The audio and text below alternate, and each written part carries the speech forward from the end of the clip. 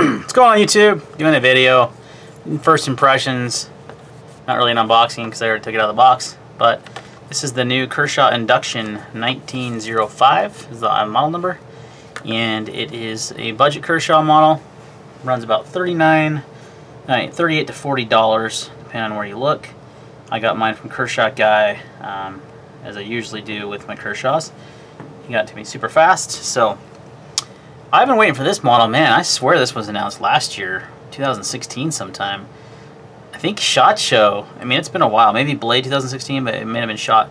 It took a while to come to market. I have no idea why, but I've been highly anticipating this one because of the Hawk Lock that it features. This was only ever used.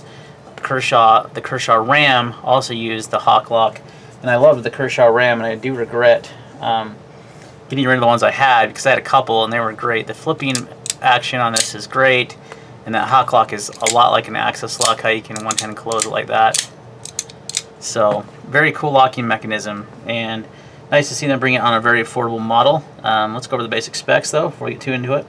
Your blade length is 3.1 inches, closed length is 4.4.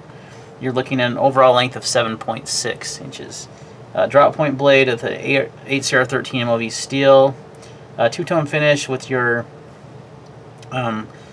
satin flats and black grinds there with a, what is it called? Black oxide coating is what it's called. And the handle's made out of aluminum. It weighs 3.75 ounces. And it has a textured nylon or nitron insert here. It almost looks like G10, but it's not. Similar to kind of how the Ram had that same kind of inlay on it. So very kind of similar in a lot of ways to the Ram. So I wish they would have brought back the Ram and just made it a more premium version, but we'll get to that here in a minute. So this is using a manual action. There is no assist on this. This is on, I want to say it's on bearings. I can see these two little guys, and I think, yeah, I'm 99% sure that those are bearings, not phosphorus washers. They're too thick for phosphorus washers, so I feel like they're captured bearings. You gotta take the knife apart to find out for sure, but it is manual action, so it is not on speed safe, and it flips that nicely. It's got a fantastic action, and a lot of it has to do with the way the flipper is positioned here on the blade. Look at how it's like almost like more like a button, and you kind of just pull back on that, and that actually works really well with the Hawk Lock. And to close the knife, you just slip this button down and close it, and if you can do it fast enough, you can do it like an access lock. So very cool knife, guys. 38 bucks. I mean, my only gripe on this one is the steel choice, but that's what you're gonna get when you pay 30 bucks for a knife. 40 bucks for a knife is 8CR13 from Kershaw is kind of what they've been doing. So yeah, not the best steel, but not the worst either. Just doesn't have very good edge retention, so you will be sharpening the knife more often, but you do get what you pay for.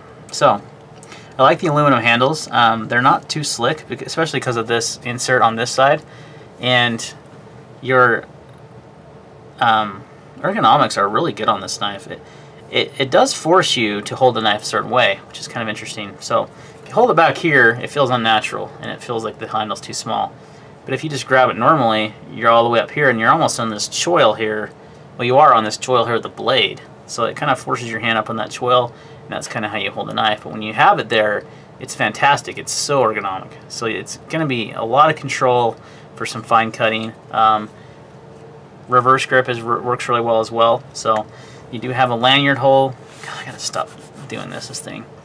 You got a lanyard hole here, and you have standoff construction, so it's nice and open. I like that. No backspacer, and it is pretty lightweight, under 4 ounces. It's kind of chunky for being only a 3.1 inch blade. It's got kind of a fat handle, is what I'd like to call it. Let's see what I can get. Oh, I keep forgetting to replace the batteries on these things. So you guys probably won't be able to see this, but I will. Yeah, it's over a ½ inch thick on the handle. It's like almost 0.6. So it is a little thicker in the handle, but it feels good in the hand. And again, this action is freaking fun. The Hawk Lock is awesome. I like to see it used a lot more than it is. The ZT 0500, the Mud, the Hawk Brothers just released, not Hawk Brothers, I guess they are brothers.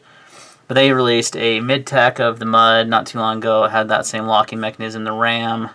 That's one of the only ones I know of. I could be wrong, but I'm glad they brought it back. So overall, a pretty cool knife, especially for 39 bucks. Definitely going to be a good beater knife. One I won't cry if something bad happens to it. And it's just fun to flip. It's fun to... But I could see it being a good EDC for those on a budget because it's got such good ergonomics. It's got a nice action, good locking mechanism. It's fun to fiddle with, but it's also going to be a very useful knife. It came very sharp out of the box, like really, really sharp, which is nice.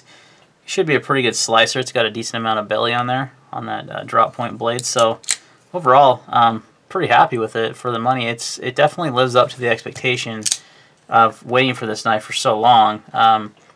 I really wish ZT would get involved in this and make a version of this knife again with this lock mechanism, or even Kershaw, their USA made line, the autos that they have, and then the Link and the Dividend. I would have liked to see this lock used on one of those instead of on a budget model. But you know, this one's great. So if you're fine with the steel choice and you're on a budget, it's definitely recommended. Let's do a size comparison here for you. This is the ZT-808 Milan Lab. I'm saying that wrong, but whatever. This is the Chris Reeve Small Sabenza. This is the TNK Flag Edition. So you can see it's a little bigger than a small sub. Let's get those all lined up better on camera. There we go. So it's a little bigger than that, about the same size as an 808. And here is a Benchmade mini grip. Now this mini grip has some custom scales on it. But you know, you can see it's a little bit, it's bigger in the mini grip, a little bit bigger in the small sub. So it's about a medium-sized handle, about the same size as the 808. So just to give you guys a size comparison. And the action, like I said, is really good. It feels, it's definitely got to be on bearings because it feels good. It feels a lot like this ZT when you flip it. It's very snappy flipper. This is going to be a fun one to fiddle with. And I've always liked the axis lock for that motion right there. Well, look, you can't use it to open the knife. Like an axis lock, if you hold that back, you can kind of pull that open. It does not work like that on the Induction. And did I call it the right name? Yeah. So you have to use the flipper. You can't use the lock to flip it out. The detent's too good on it to come out, which is actually a positive thing in my opinion. So very cool, guys. I dig it. That's a nice little budget knife for 40 bucks. That's definitely one I think I'd recommend picking up. Again, I wish the steel choice was better. I wish they would have done like their 420 HC that they do on the Dividend and stuff. That would have been a lot better in my opinion, but it would have drove the cost up a little bit, I bet. You're not far off. The steel cut jack in D2 is 50, 60 bucks, so it's a little less than that. But this is definitely a runner in the running for one of the best budget buys of the year, the Kershaw Induction, simply because you got a nice solid construction, you got a bearing flipper, and you've got that hawk lock, which is awesome.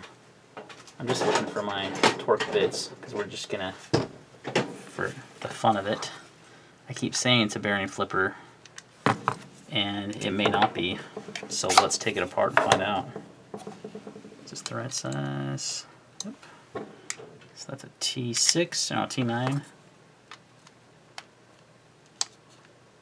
Maybe that's not the right size, because that's not budging. Hopefully Kershaw didn't pull their T8. Yep, it's a T8. So it's a T8 for the pivot. And it's kind of just spinning on that side.